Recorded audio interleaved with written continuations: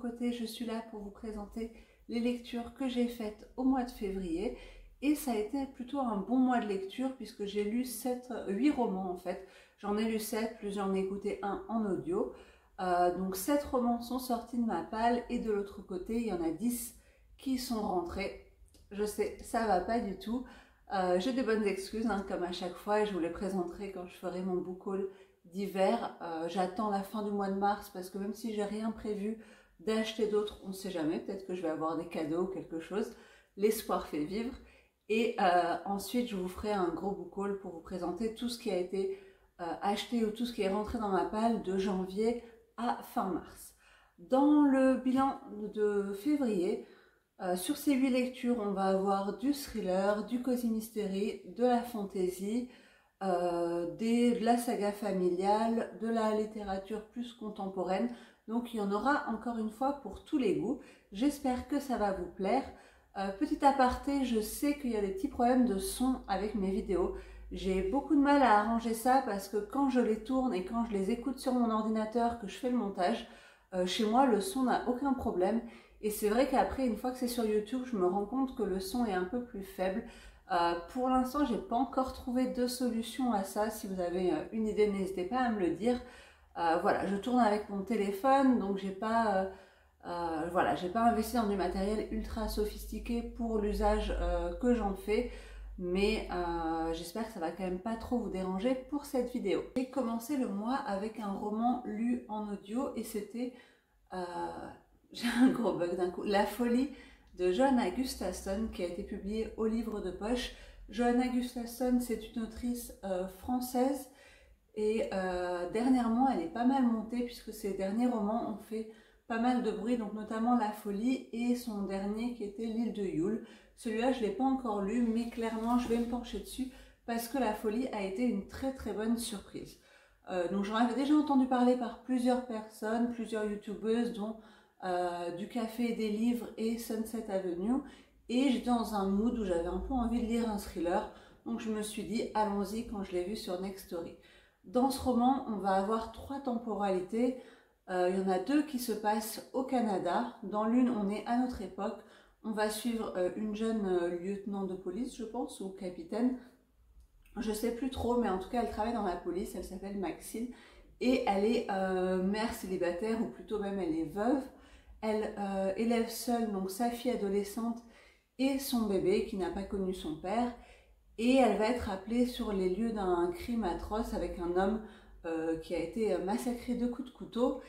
Et sa femme reste sur place, elle est prostrée, elle ne dit pas un mot et tout l'accuse. Et au fur et à mesure de l'enquête, il va y avoir pas mal de découvertes macabres. On va se rendre compte que ce couple avait pas mal de zones d'ombre et on se pose la question de pourquoi est-ce qu'elle l'a tué, est-ce que c'est bien elle qui l'a tué et pourquoi est-ce qu'elle refuse de parler.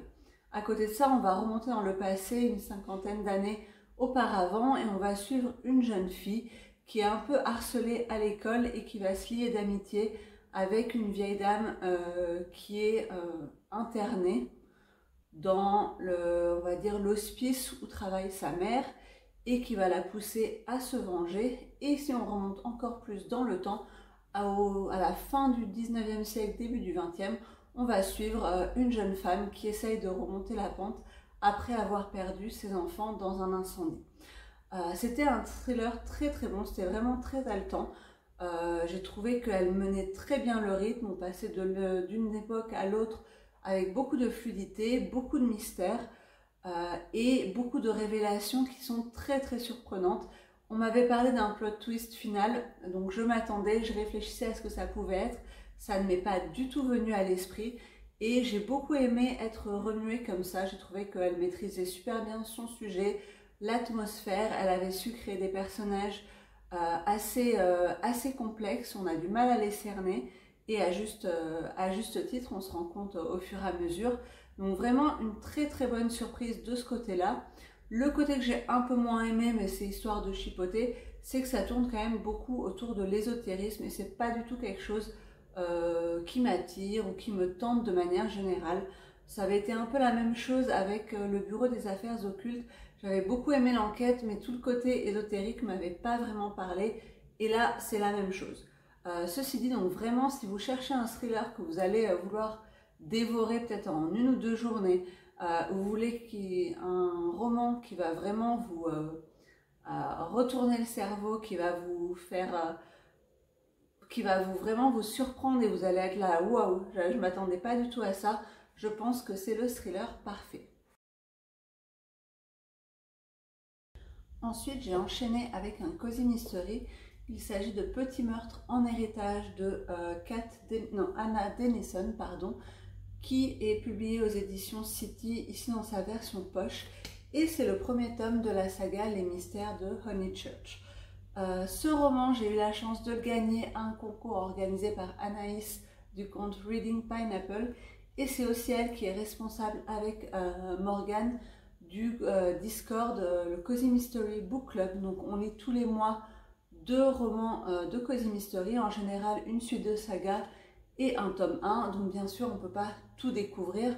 Moi personnellement je suis seulement les sagas que je veux suivre ou celles sur lesquelles je suis à jour. Et donc en février on a toutes ensemble découvert ce roman. Et notre avis a été assez unanime et plutôt mitigé. Mitigé, on va dire, à tendance bien. En fait, cette saga, j'en ai beaucoup entendu parler par Marion S. Mood sur Instagram. C'est vraiment sa saga Cozy Mystery chouchou. Et j'étais vraiment très curieuse de la découvrir. Dans celle-ci, on est à notre époque. Et on va suivre Kate Sanford, qui est une journaliste à succès, qui travaille dans le domaine de tout ce qui est les antiquités. Elle a une émission télé autour des antiquités. Et suite à un petit scandale People, elle va vouloir se réfugier un peu à la campagne, un peu loin de Londres.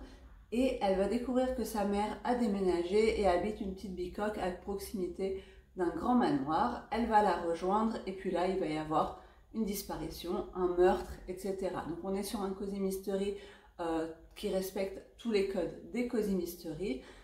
Là où mon avis a été un peu mitigé, c'est qu'il y a un côté très brouillon dans ce roman. Parfois, j'avais vraiment l'impression qu'il manquait des passages ou que j'étais trop bête pour comprendre les conversations. On a beaucoup de dialogues, donc c'est assez vif, il y a beaucoup d'humour, il faut dire. J'ai beaucoup apprécié le personnage de Kate, je pense que c'est un personnage que je vais apprécier de plus en plus en lisant les autres tomes, parce que oui, j'ai l'intention de donner une deuxième chance, de continuer la saga pour voir comment ça se poursuit, malgré mon impression mitigée sur ce tome 1. Mais vraiment, il y avait un côté très brouillon dans les dialogues. J'avais l'impression des fois de ne pas comprendre ou que les gens se jetaient des informations à la figure et que nous, il nous manquait des clés pour les comprendre. De la même manière, comme ça tourne un peu autour des antiquités de temps en temps, comme l'héroïne principale est spécialisée dans ce domaine, elle a tendance à beaucoup décrire les meubles, les pièces dans lesquelles elle va se rendre, la décoration, le mobilier, etc. Et d'habitude, moi j'aime bien les descriptions.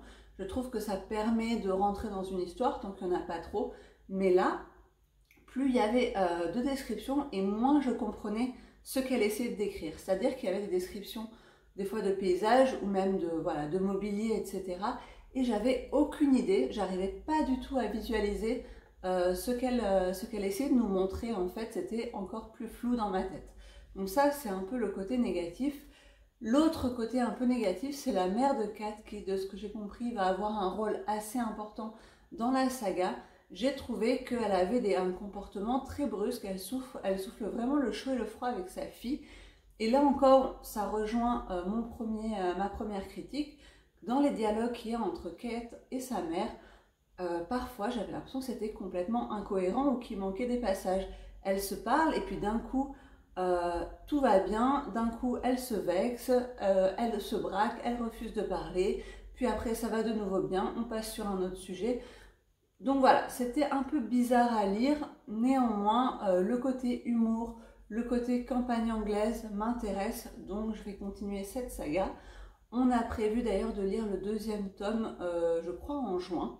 Donc voilà, ça me laisse le temps de l'acheter, ça me laisse le temps de pas trop les enchaîner pour pas me lasser trop vite. Et j'espère que je vais avoir le petit déclic pour avoir envie de continuer cette saga.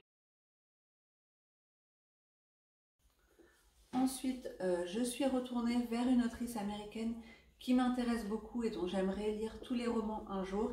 Il s'agit de Joyce Maynard avec ce roman Les filles de l'ouragan, publié aux éditions 10-18.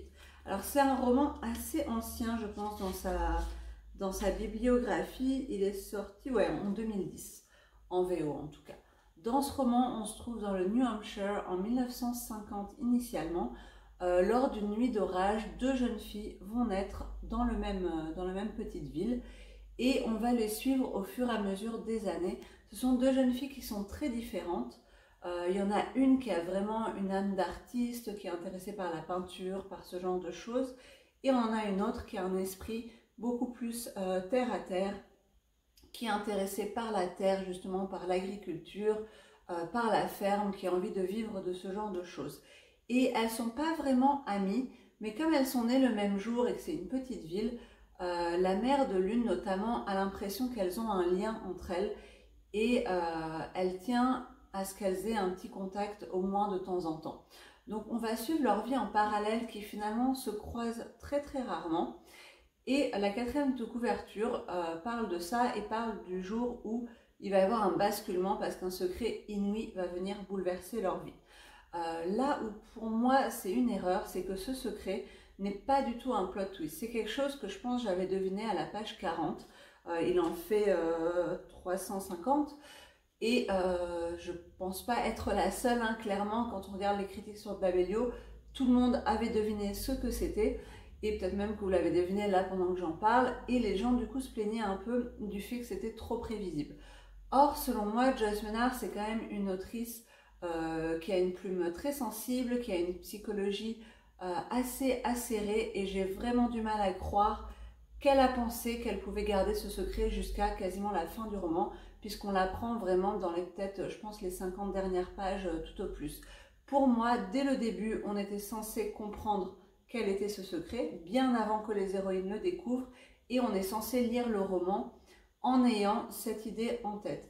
Et je considère que c'est plutôt une faute éditoriale d'avoir voulu appâter le chaland en mettant cette histoire de secret dans la quatrième de couverture qui nous laisse présager de quelque chose d'incroyable alors qu'en fait c'est deviné depuis le début.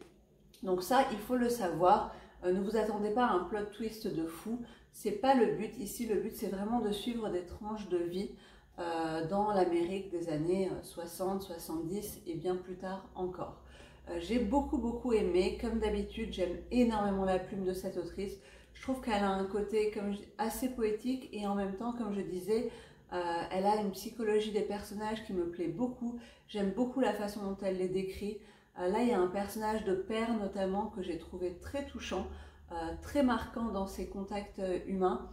Et voilà, c'est la petite vie des habitants de l'Amérique profonde, mais vraiment, ça vaut le coup de le lire. Je me rends compte que mon cadrage est parfois un peu approximatif, donc j'espère que là, vous avez ma tête en entier. On va passer au quatrième roman et il s'agit de L'épouse hollandaise de Eric McCormack, publié aux éditions Christian Bourgeois. C'est un roman que j'avais dans ma palle depuis 3 ans, donc très contente de l'avoir fait sortir. Pourquoi est-ce qu'il est resté aussi longtemps? Raison numéro 1, totalement superficielle, sa couverture que je trouve pas belle et qui m'attirait pas du tout en fait. D'ailleurs, pour en parler un peu, à la base, c'est pas un roman que j'ai choisi. On m'avait offert pour mon anniversaire un abonnement à la Box Cube pendant 3 mois et ça c'était le premier roman que j'avais reçu. Et avec la Cube, vous faites un peu une description de ce que vous souhaitez avoir, quels sont vos goûts, quels sont les auteurs que vous aimez d'habitude, ce que vous n'aimeriez pas du tout recevoir. Et moi j'avais fait quand même des paragraphes très longs, très détaillés sur ce dont j'avais envie et globalement j'avais surtout envie d'historique à ce moment-là. Et pendant les 3 mois où j'étais abonnée, j'ai pas du tout changé ma description parce que j'étais très curieuse de voir avec la même description donnée à 3 libraires différents quels étaient les livres que j'allais recevoir. Et donc pour l'anecdote, j'avais reçu celui-ci, j'avais reçu La brodeuse de Winchester de Tracy Chevalier que j'ai bien aimé et j'avais reçu Marie Barton d'Elisabeth Gaskell que j'ai énormément aimé. Et donc celui-ci c'était le premier que j'avais reçu, donc de base voilà, la couverture ne m'attirait pas, mais en plus on a toujours un petit mot du libraire avec, et le mot du libraire disait en gros oh là là, j'ai un peu galéré avec votre demande, bon voilà, je vous mets celui-là, j'espère que ça va aller. Il avait l'air tellement pas motivé, tellement pas convaincu par son choix, que moi ça m'a influencé et je me suis dit bon, s'il a pas l'air, s'il n'est pas convaincu, ben moi je suis pas convaincue non plus et ça me donne pas très envie de le lire. Mais j'en avais marre de le voir traîner dans ma bibliothèque et je me suis dit je vais enfin me lancer. Dans ce roman, on suit un homme qui va rencontrer son voisin et son voisin va lui raconter l'histoire de sa famille. Donc c'est un peu une histoire de transmission orale et c'est un roman qui s'apparente presque à un conte initiatique. En gros, ce voisin va raconter l'histoire de sa mère, pardon, qui a partagé la vie d'un homme qui s'était marié. Cet homme un jour a disparu et quelques mois ou quelques années plus tard, un autre homme est apparu sur le pas de sa porte, pas du tout le même, et il lui a dit « je suis votre mari ». Elle, forcément, elle était un peu surprise au début, et lui, il a insisté « mais si, je suis votre mari, je m'appelle comme ça, etc. » Elle l'a laissé rentrer, elle a partagé sa vie avec cet homme, sans jamais lui demander qui il était vraiment, pourquoi est-ce qu'il se faisait passer pour son mari. Et puis un jour, cet homme-là est mort, et elle a voulu absolument savoir quelle était toute l'histoire derrière ça. Et son fils, donc celui qui raconte l'histoire, est parti dans tout un périple, toute une aventure pour retrouver son père et avoir le fin mot de l'histoire.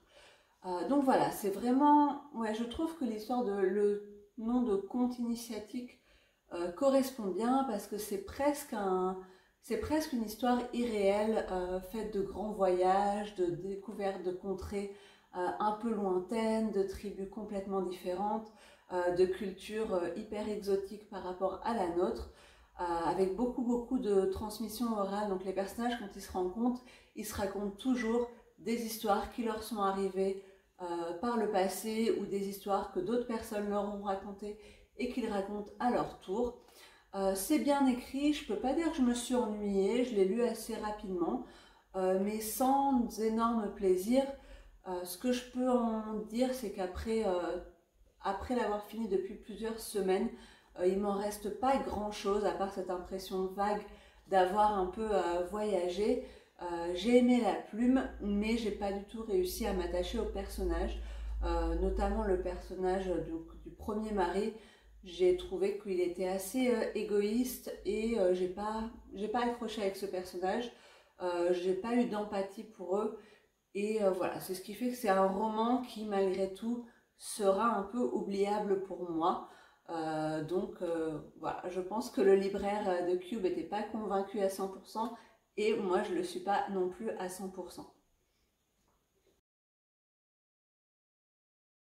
Roman suivant, et c'est une de mes sagas chouchou, il s'agit du tome 3 de la saga Nevermore de Jessica Townsend, avec ici le tome Holopox qui, encore une fois, a une couverture magnifique en dessous.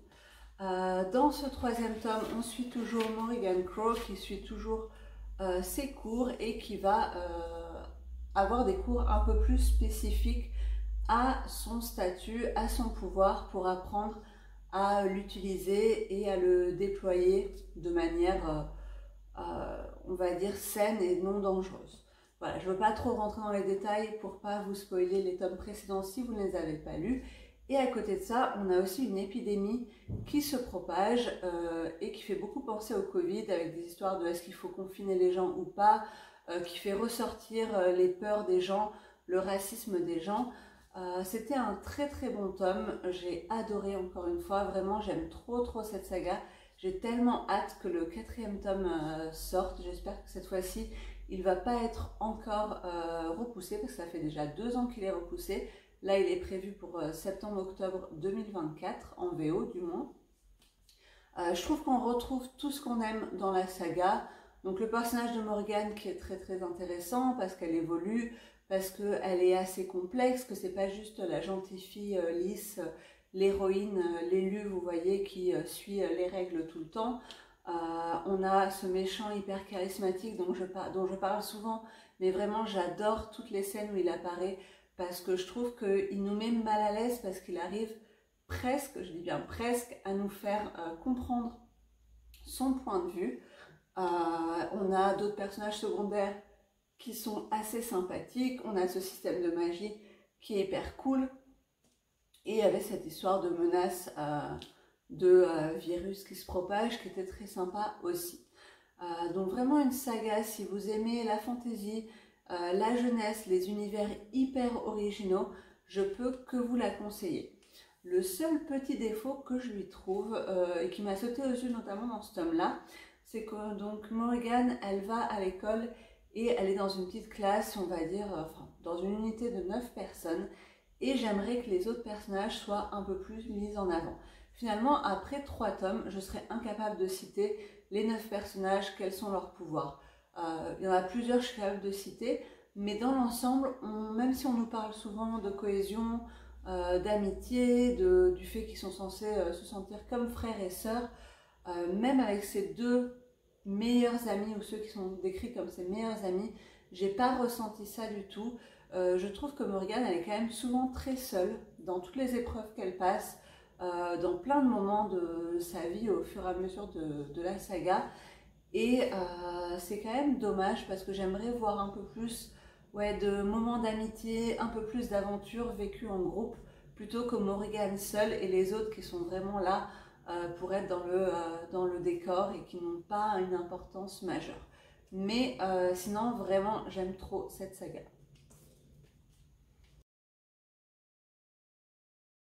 L'autre saga que j'ai continuée, c'est la saga de la Villa aux Étoffes de Anne Jacobs, ici publiée aux éditions 10-18, et c'est le 4e tome.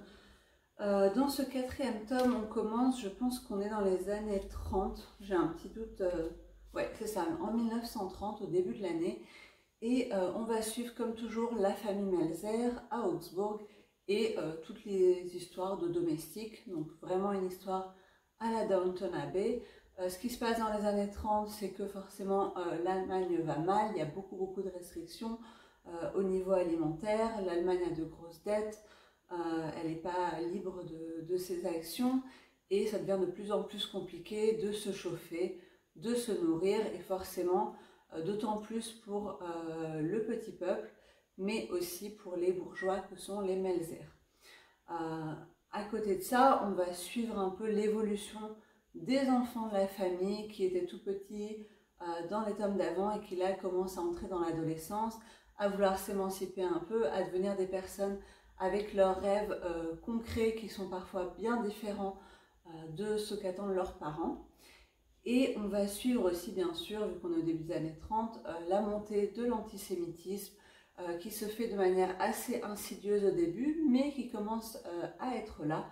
Et donc moi, c'est ce que j'aime dans cette saga, c'est de sentir les prémices des grands événements de l'histoire racontés à travers la petite histoire de gens, on va dire, ordinaires. Le problème pour moi un peu de cette saga, c'est son rythme. Je trouve que c'est trop lent, qu'on est plus des fois sur des tranches de vie et que ça manque un peu de dynamisme et de rythme.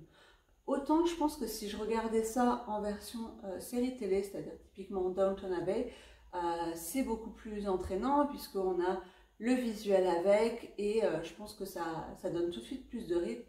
Mais là, en histoire, c'est parfois vraiment un peu plan-plan et je trouve qu'elle pourrait faire beaucoup de découpes. Néanmoins, j'ai quand même beaucoup plus aimé ce tome que le 2e et que le 3e.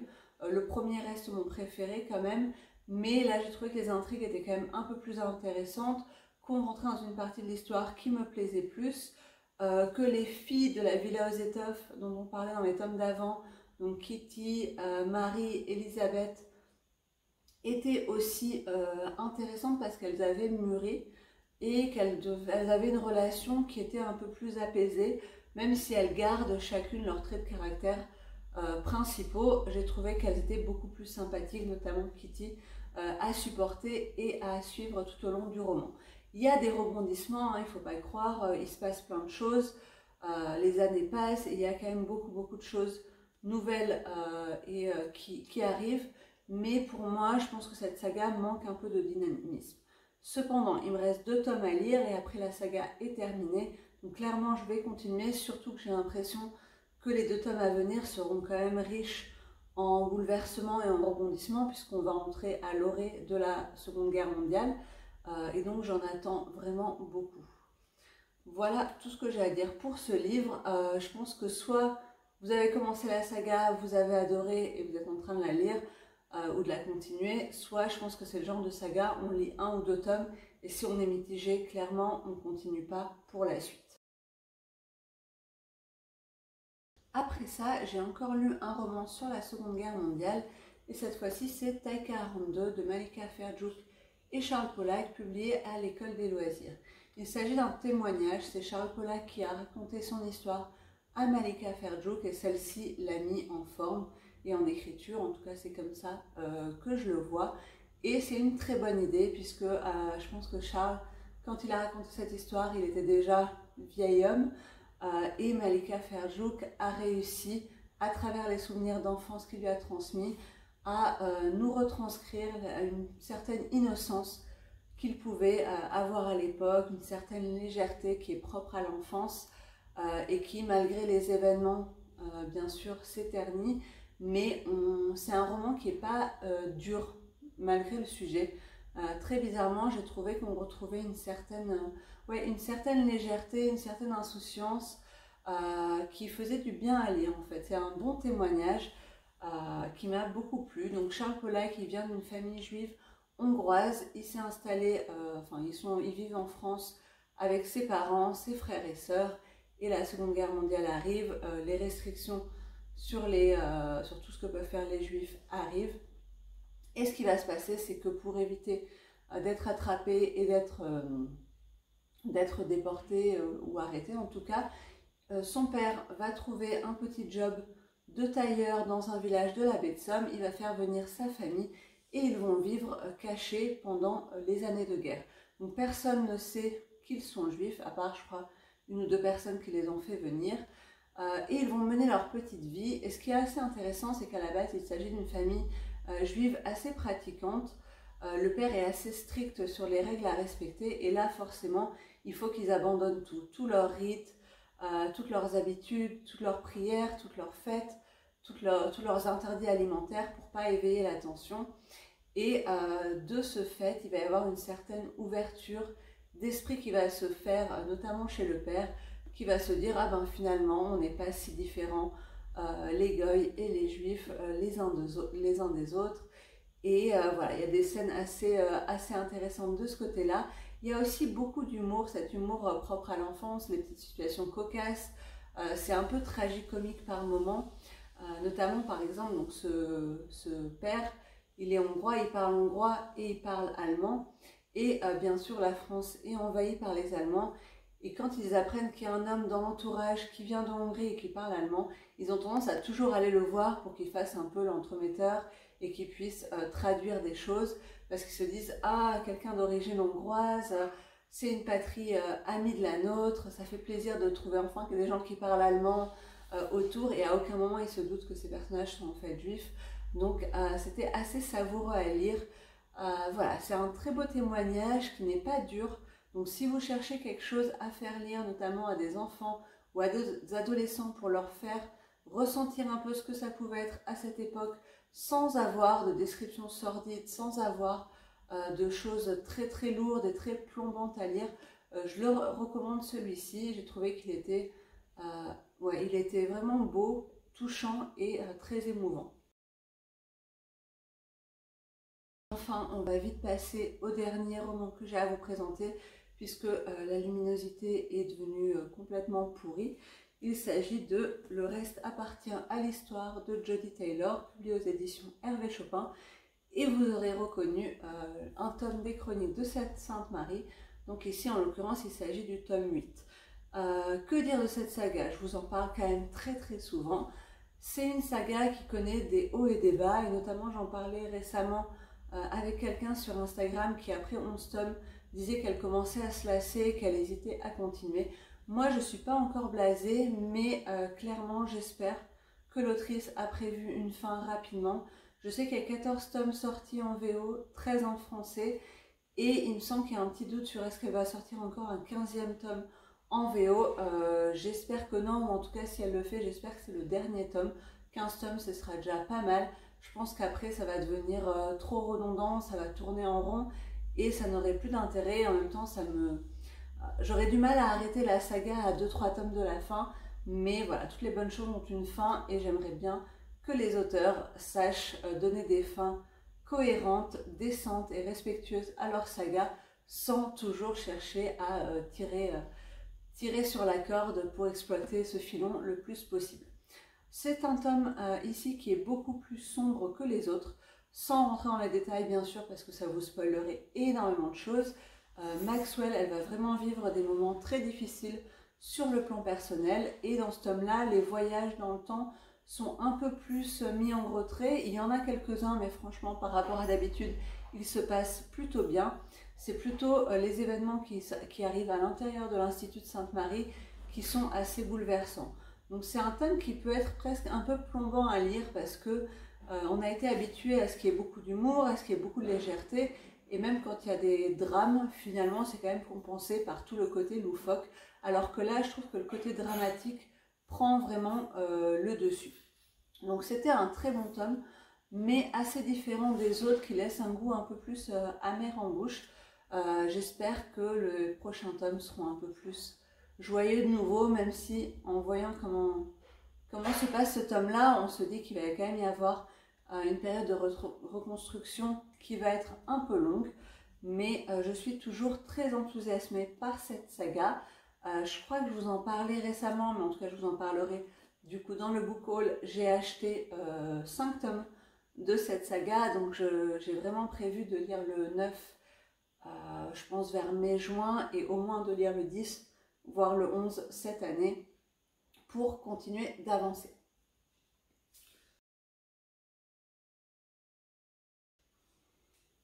Voilà, j'arrête là ma vidéo, j'espère que ça vous aura plu.